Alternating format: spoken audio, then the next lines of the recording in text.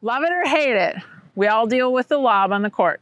Today, Coach Tony is going to help us understand what to do when we're playing against a person who lobs. Stay tuned. Hey everybody, I'm CJ Johnson, and here at Better Pickleball, we're devoted to helping players over 50 live their best lives on and off the pickleball courts.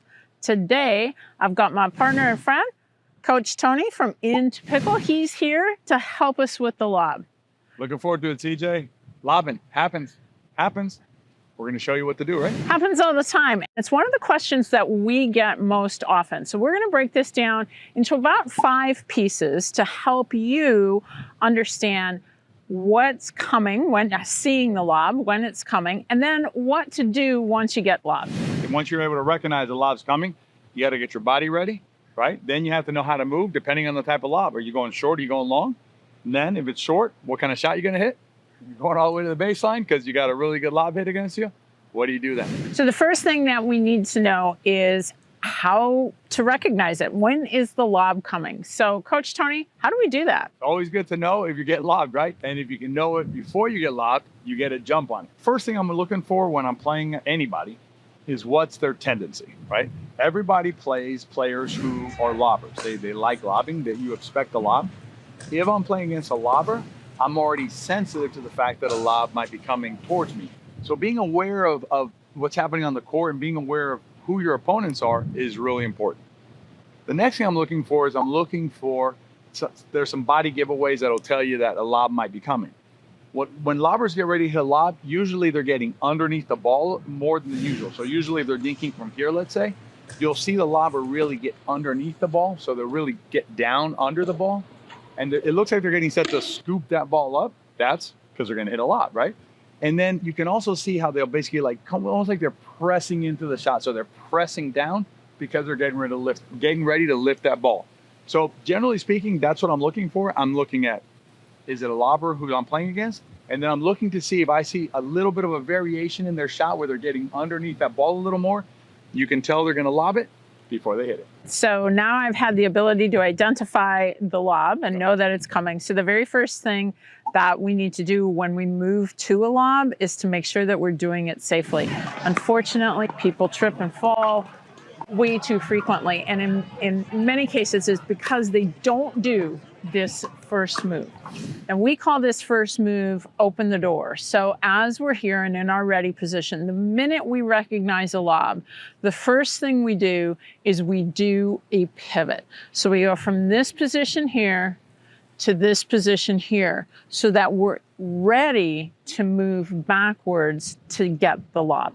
Yeah, Coach, that body preparation right after the second you recognize, hey, probably going to be a lob, you get ready to move safely, just like Coach CJ showed you how to do. So Coach Tony, we're now in the ready position, we're ready to move, and we've recognized that it's a short lob. Right. So how should we move to that lob? All right, and what we're talking about here is a lob that's is going to land about here, let's say, so say halfway back from the MBZ line.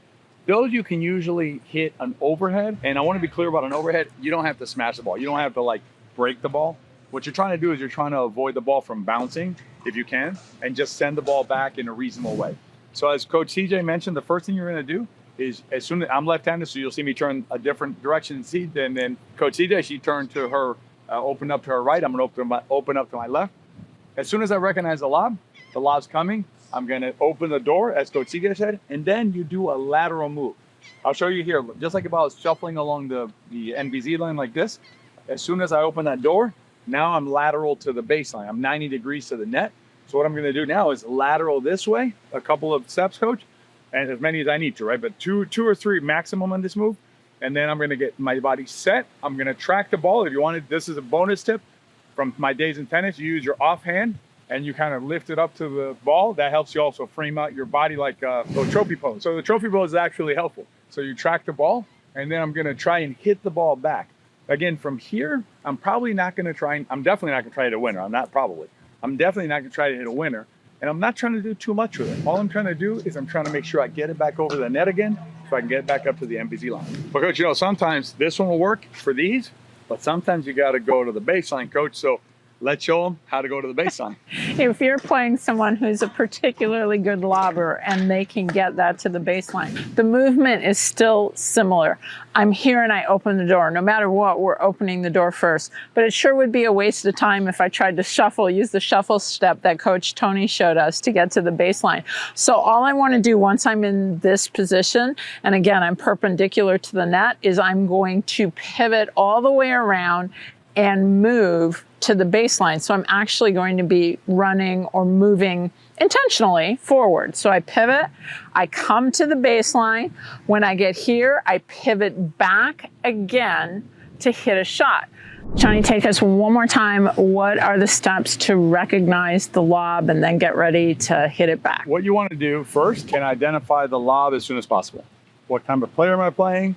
And I'm looking for a body movement, like gets under the ball a little more than usual, probably indicating a lob. Once I see that, then I'm going to do what you mentioned, which is open that door. That's getting that body ready to move backwards safely. Then it depends a little bit on what kind of lob I'm seeing. If I see a lob that's going to bounce short, halfway between the baseline and the MBZ line, what I'm going to do is I'm going to, once I open, I'm going to shuffle back and I'm going to hit a ball from here. I'm not trying to kill it though. I'm not trying to hit a winner. I'm just trying to put it back in play. If it's a really good lob going deeper than that, then I'm going to open completely, turn around and run forward in that direction. Once I get my position at the back, what I'm going to do is either drop it if I can get set in time. If I can't, last resort, I'm going to lob it back up and get ready to hit the next ball.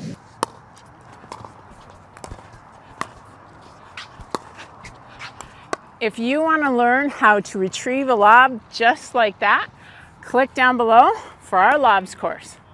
You'll be getting to all those lobs.